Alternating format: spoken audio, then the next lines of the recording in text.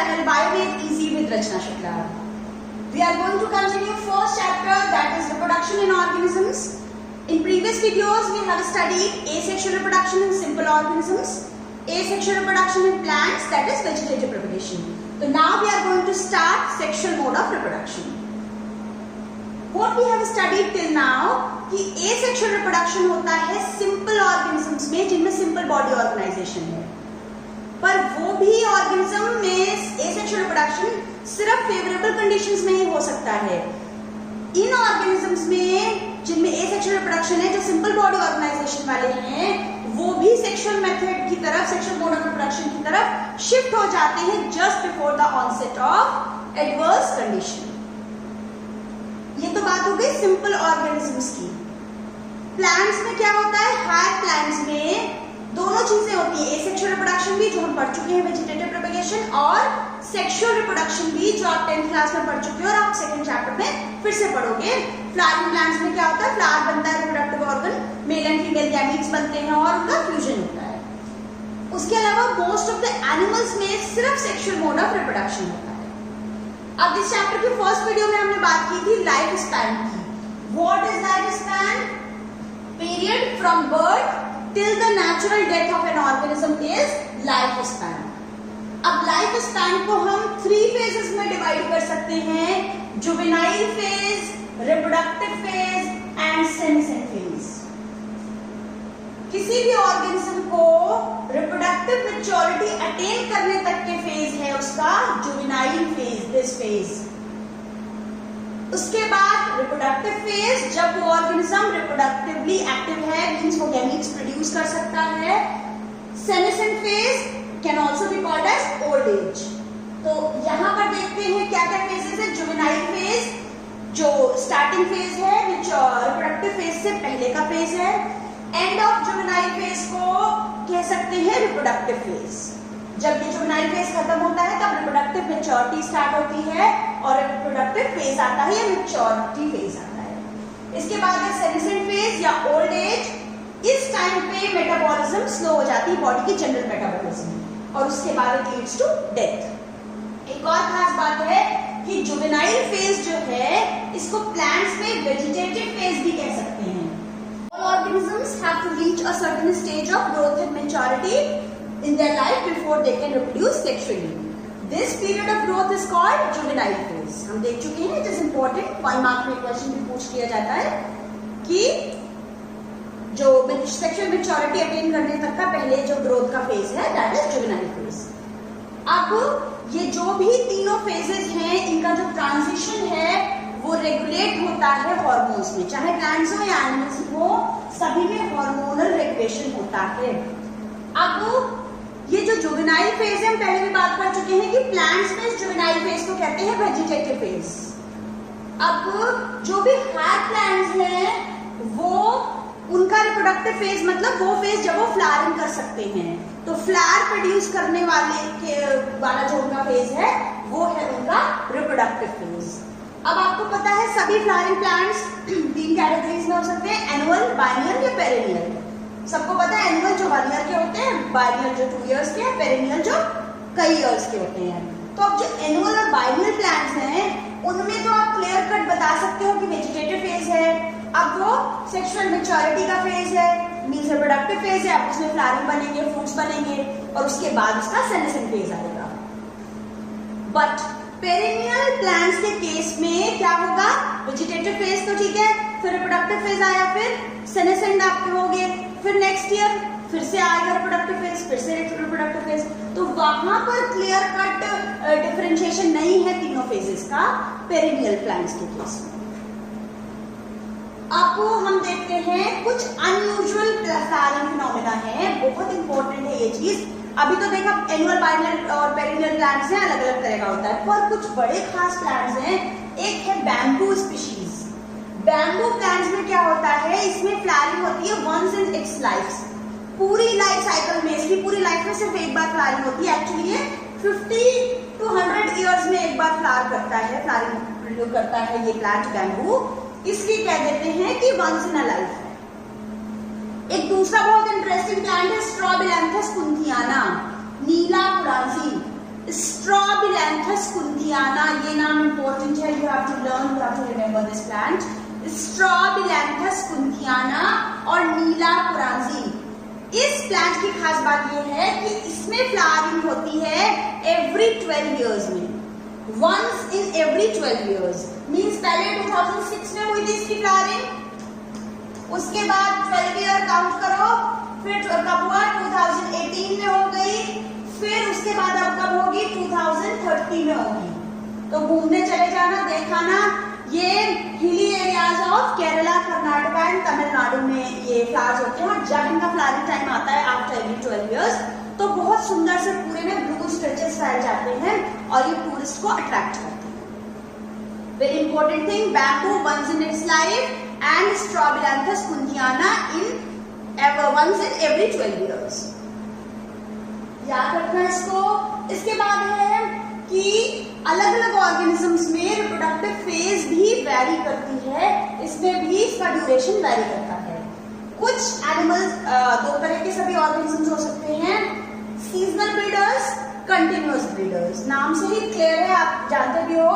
कुछ ऑर्गेनिजम्स ऐसे होते हैं जैसे कि बर्ड्स लिविंग इन नेचर, जो बर्ड्स नेचर में नेचुरली जो रह रही है नेचर में, वो एग्स ले करती हैं सिर्फ कुछ पर्टिकुलर सीजन में. और बहुत सारे एनिमल मैमल्स भी ऐसे हैं जो रिप्रोडक्टिवली एक्टिव होते हैं पर्टिकुलर कुछ सीजन में.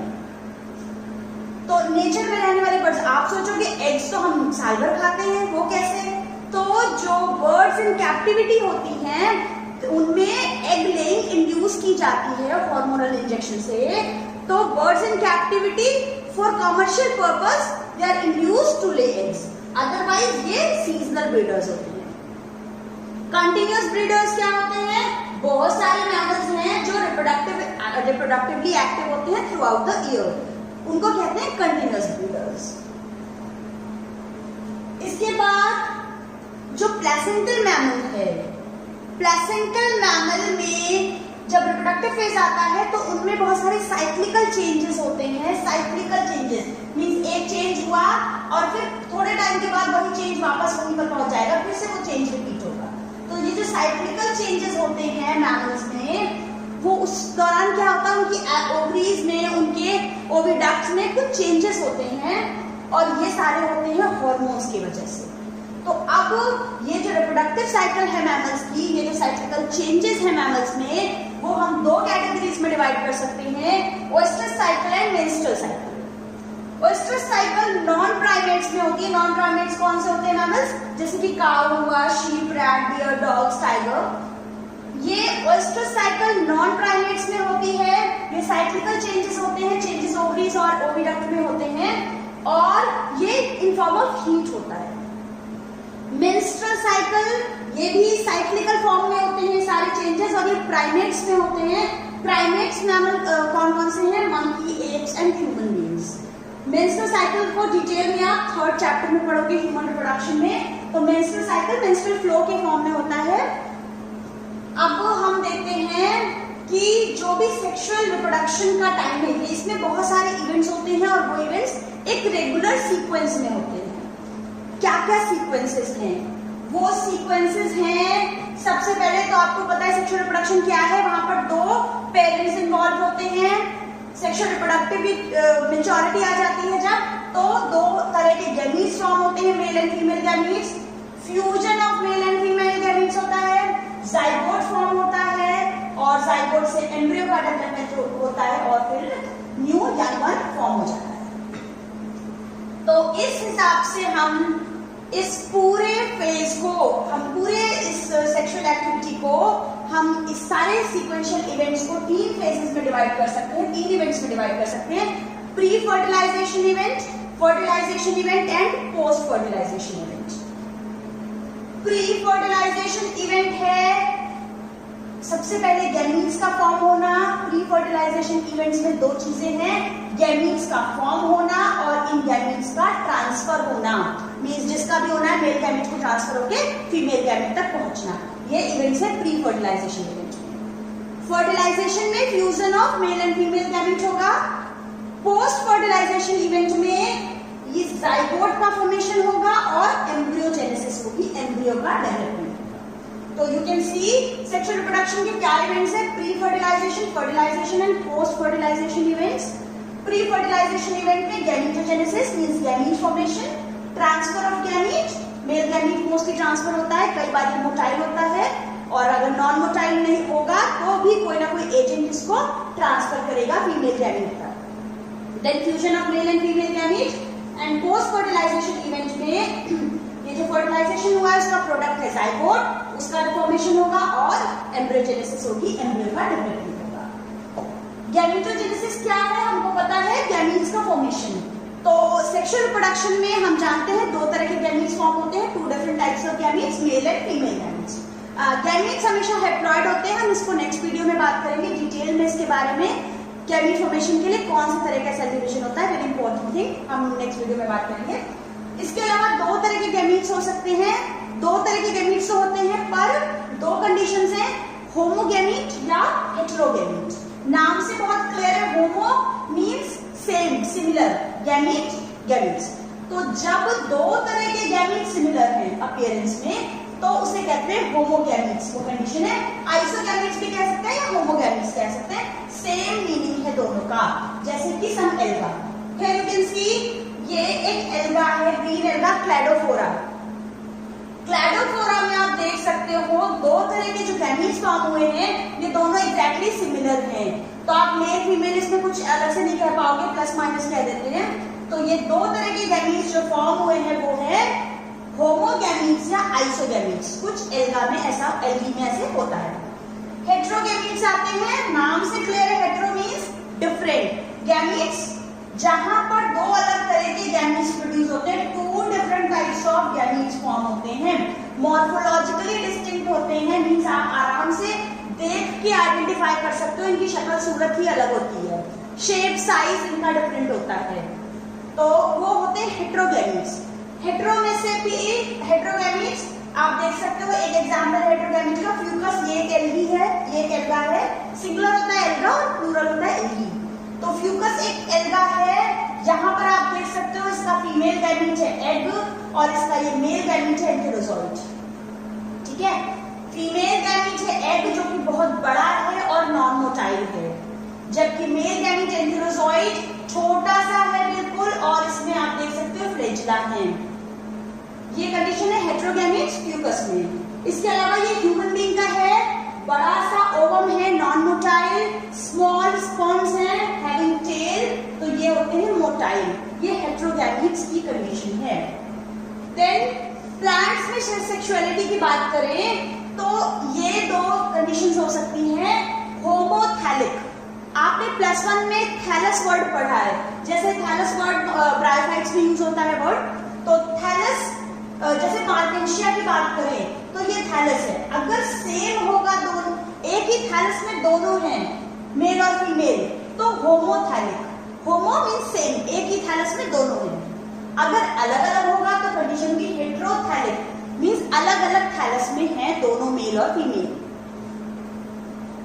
अब होमोथैलिक और हेटेरोथैलिक के लिए एक और टर्म भी यूज हो सकता है होमोथैलिक के लिए, मोनोशियस, मींस एक ही में मेल और फीमेल है, होमोथैलिक या मोनोशियस या बाइसेक्सुअल, मींस एक ही प्लांट में, एक ही फ्लावर में मेल और फीमेल दोनों प्रेजेंट है, that is the condition homothallic, monoecious या बाइसेक्सुअल। बच्चे बड़ा कंफ्यूज होते हैं इन नामों को लेकर, बाइसेक्सुअल और यूनिसेक्सुअल तो क्लियर है, पर मोनोशियस और डायोशियस में बड़ा कंफ्यूजन होता है। तो मोनोशियस का मतलब है एक ही में है दोनों सेक्स, मेल और फीमेल, एक ही बॉडी में।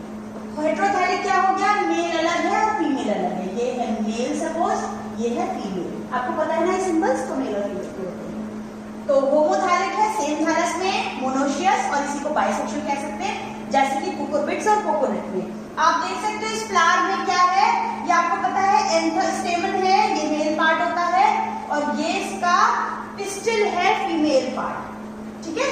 तो फीमेल पार्ट और ये मेल पार्ट, दोनों पार्ट्स एक ही फ्लावर में है, this is the condition of bisexual या मोनोशियस। बाइसेक्सुअल है, आप मोनोशियस और डायोशियस, एक और चीज जब आप सेकंड चैप्टर पढ़ोगे तब आप और अच्छे से पढ़ोगे, एक कंडीशन ये भी होती है कि एक फ्लावर के अंदर मेल फीमेल दोनों हो, और एक कंडीशन ये भी है कि सेम प्लांट में दो अलग अलग फ्लावर्स हो। तो उस डिटेल को आप पढ़ोगे सेकंड चैप्टर में। अब हेटेरोथैलिक की हम बात करें, डायोशियस या यूनिसेक्सुअल के एग्जांपल है पपाया एंड डेट पाम। यहाँ क्या होगा, एक ही सेक्स प्रेजेंट होगा एक फ्लावर में या एक प्लांट में, मेल अलग होगा फीमेल अलग होगा। डायोशियस मींस दो अलग अलग, दोनों अलग अलग में होंगे। अब या तो मेल होगा तो स्टेमिनेट बोलेंगे या पिस्टिलेट होगा। स्टेमिनेट का मींस है सिर्फ ये स्टेमन बेयर करेगा, पिस्टिलेट मींस ये सिर्फ पिस्टल बेयर करेगा। तो ये पपाया का हमने एग्जांपल लिया है, ये पपाया फ्लावर है, यहाँ पर आप देख सकते हो अलग अलग है, ये इसमें एंड्रोशियम दिखाई दे रहे हैं और इसमें पिस्टल दिखाई दे रहा है, ठीक है। तो ये मेल फ्लावर है और ये फीमेल फ्लावर, क्लियर है। ये जो हमने अभी बात की ये वाली, उसी को यहाँ पर देखते हैं, ये है कारा, एक एल्गा है। कारा में ये मोनोशियस कंडीशन है। मोनोशियस क्या था कि एक ही बॉडी में दोनों हैं। यहाँ कारा में यू कैन सी ये नीचे है मेल सिस्टम एंथ्रीडियम, ये मेल सेक्स ऑर्गन है एंथ्रीडियम, और उसी प्लांट बॉडी में ये ऊपर की तरफ है फीमेल सेक्स ऑर्गन oogonia। तो ये मेल है एंथ्रीडियम और ये फीमेल है oogonia। ये लेबलिंग याद रखना, बोर्ड एग्जाम में ये भी पूछा जा सकता है, ठीक है। तो नीचे जो राउंड है दैट इज एंथ्रीडियम और ऊपर ये लॉन्गेटेड सी स्ट्रक्चर है oogonia फीमेल का। अब मार्केंशिया की बात की, ये ब्रायोफाइट है, ये डायोशियस होता है, आप पढ़ भी चुके हो उसको +1 में। तो मार्केंशिया में क्या होता है, डायोशियस कंडीशन है, दोनों अलग अलग थैलस हैं, हेटेरोथैलिक कंडीशन है। तो आर्किगोनिया ये बॉडी है, जो फ्लावर की तरह से है ये आर्किगोनिया है, और ये थोड़ी इरेगुलर सी स्ट्रक्चर है, ये एंथ्रीडिया है। तो the body bearing antheridia is called antheridiophore. This bearing in archegonia is called archegoniophore, ठीक है। तो this is the female thallus bearing archegonia या archegoniophore, and male thallus bearing antheridiophore और एंथ्रीडिया, ठीक है। ये भी लेबलिंग पूछी जाती है, इंपॉर्टेंट है, याद रखना इसको। नेक्स्ट है सेक्सुअलिटी इन एनिमल्स। जैसे हमने पीछे बात की वैसे ही कंडीशन है, एनिमल्स में भी यूनिसेक्सुअल या बाइसेक्सुअल होता है। एनिमल्स में बाइसेक्सुअलिटी को कहते हैं हर्माफ्रोडाइट। ये वर्ड प्लांट्स में नहीं यूज होता है, ये वर्ड एनिमल में यूज होता है hermaphrodite, it is P, hermaphrodite. तो यूनिसेक्सुअल जहां पर या फिर मेल है या फीमेल, इधर मेल और फीमेल, जैसे कि कॉकरोच। कॉकरोच के केस में क्या होगा, मेल अलग है फीमेल अलग है, +1 में आप पढ़ चुके हो उसको भी। तो आपको पता है ये सेक्सुअल डायमॉर्फिज्म शो करता है, मेल फीमेल अलग अलग होता है। ये मेल है अलग जिसमें टेस्टिस होंगे, और ये फीमेल अलग है कॉकरोच जिसमें ओवरीज होंगी। उसके बाद बाइसेक्सुअल एनिमल्स भी होते हैं बहुत सारे, जिन्हें हर्माफ्रोडाइट कह सकते हैं, जिनमें एक ही एनिमल के अंदर मेल और फीमेल दोनों रिप्रोडक्टिव ऑर्गन्स होते हैं, जैसे earthworm, sponges, tapeworm and Leach. तो एक एग्जांपल अर्थवर्म है जो आप पढ़ भी चुके हो। एक ही अर्थवर्म के अंदर टेस्टिस और ओवरी दोनों होती हैं। ये टेस्टिस है और ये नीचे यहाँ इसका फीमेल रिप्रोडक्टिव सिस्टम है, ये इसका मेल रिप्रोडक्टिव सिस्टम है, ये फीमेल, ठीक है। तो अर्थवर्म है बाइसेक्सुअल, जबकि कॉकरोच है यूनिसेक्सुअल एनिमल। हमने अभी तक एनिमल्स की सेक्सुअलिटी तक बात की है, इसी को हम आगे बढ़ाएंगे अगले वीडियो में। Till then take care.